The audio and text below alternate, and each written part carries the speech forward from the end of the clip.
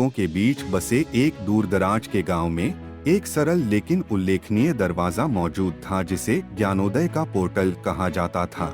यह दरवाजा एक विशाल पुराने ओक संरचना था जिस पर ज्ञान और शांति के प्रतीकों की जटिल नक्काशी की गई थी।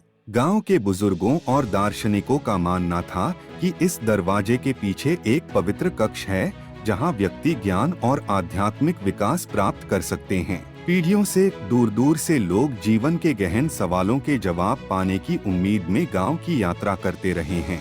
वे उस ज्ञान की तलाश में आए थे जिसके बारे में अफवाह थी कि ज्ञानोदय पोर्टल इसे पेश करेगा। हालांकि कोई भी इसके रहस्यों को उजागर करने में सफल नहीं हुआ। ग्रामीणों के बीच एलियास नाम का एक विनम्र विद्वान रहता था। इलियास ने अपना जीवन प्राचीन ग्रंथों और अपने पूर्वजों के दर्शन का अध्ययन करने के लिए समर्पित कर दिया था। उनका मानना था कि दरवाजा खोलने की कुंजी पाशविक शक्ति या जटिल अनुष्ठानों में नहीं बल्कि मानव आत्मा की प्रकृति को समझने में निहित है। एक दिन जैसे ही सूरज ने गांव पर अपनी गर्म चमक बिखेरी, एलियास ज्ञानोदय के पोर्टल के सामने खड़ा हो गया। उसने गांव वालों को इकट्ठा किया था और वे सांस रोककर देखते रहे। इलियास ने उनसे आत्म खोज और ज्ञान की खोज के महत्व के बारे में बात की। मेरे प्यारे दोस्तों, उन्होंने शुरू किया, आत्मज्ञान का सच्चा द्वार हमारे भीतर है।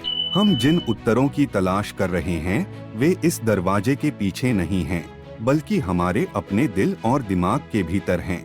आइए हम आत्मनिरीक्षण और साझा ज्ञान की यात्रा शुरू करें। साथ में हम अपने भीतर का दरवाजा खोल सकते हैं। एलियास के शब्दों से प्रेरित होकर ग्रामीणों ने आत्मखोज और चिंतन की एक सामूहिक यात्रा शुरू की। वे सार्थक चर्चाओं में शामिल हुए, अपने जीवन के अनुभव साझा किए और अपने बुजुर्गों की कहानियां सुनी।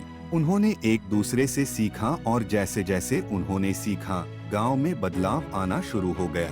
समय के साथ उन्हें एहसास हुआ कि सच्चा ज्ञान समझ, करुणा और दूसरों के साथ बने संबंधों के माध्यम से भीतर से आता है। ज्ञानोदय का पोर्टल, जिसे कभी ज्ञान के बाहरी स्रोत के रूप में देखा जाता था, उनकी साझा यात्रा का प्रतीक बन गया। हालांकि दरवाजा बंद ही रहा, लेकिन उसमें अब पहले जैसा आकर्षण नहीं रहा।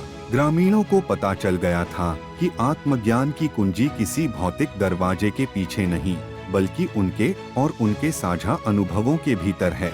गांव ज्ञान और करुणा के समुदाय के रूप में विकसित हुआ और निकट और दूर दूर से लोग दरवाजा खोलने के लिए नहीं बल्कि प्रबुद्ध ग्रामीणों से सीखने के लिए आते थे।